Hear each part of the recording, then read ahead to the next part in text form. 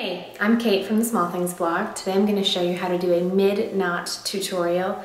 This is my version of the top knot, I guess. I'm not personally a big fan of top knots. You'll probably never catch me in one, so this is the closest I'll get to sort of the top knot concept, but midway down my head. So instead of on top like top knots are, this one's going to live right about here. And it won't be a low, messy bun either. So a good way to find what would be a good mid section for your head is to find your occipital bone, which is that little round bone that sticks out, sort of if you go straight behind your ears, and just go an inch or two above that. So that's a good mid-range. So if you were to be looking at your hair from the side, it's just kind of going to be a line continuing. So that's the goal of where we're going to have this bun positioned.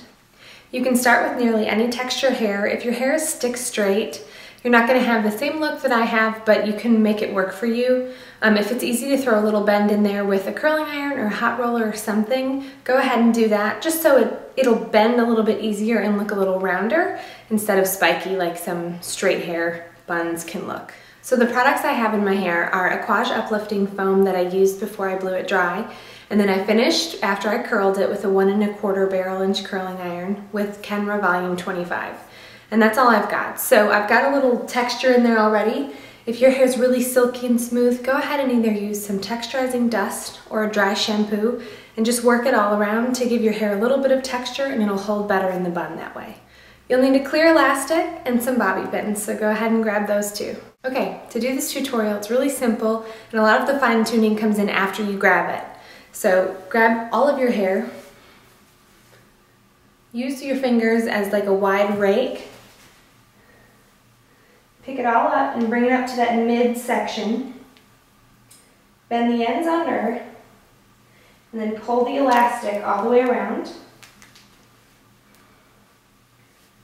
So you've got this big knot here. So once you've got the elastic in, go ahead and grab your bobby pins and begin pinning any of the stray hairs that are peeking out. Just fold them under to make them a little bit more bun-like, and then pin them where your fingers are holding. Continue to just stretch the bun out and then pin any stray hairs.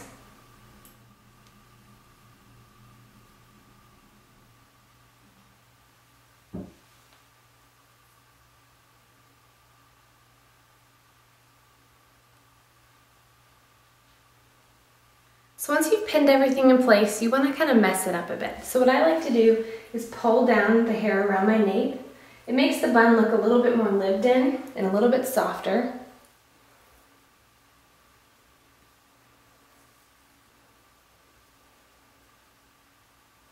And then I also like to loosen up some hairs around the face and then pin those back.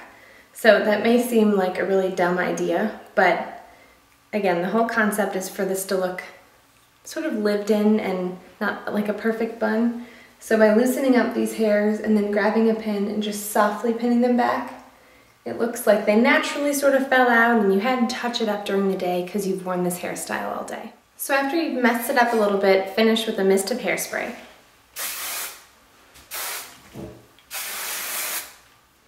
And then you're finished. So you've got a really pretty mid-knot, what I like to call it. So depending on how you pin the stray hairs, that will determine whether or not it looks round like a bun, like I made mine look, or if you want it to look a little messier, don't be as careful when you're pinning and sort of loosen it up and stretch it out as you go. You can take some of the tips that I shared on my messiest of buns tutorial and just do that a little bit higher. I hope you enjoyed this tutorial. If you want to see any others, be sure to visit thesmallthingsblog.com.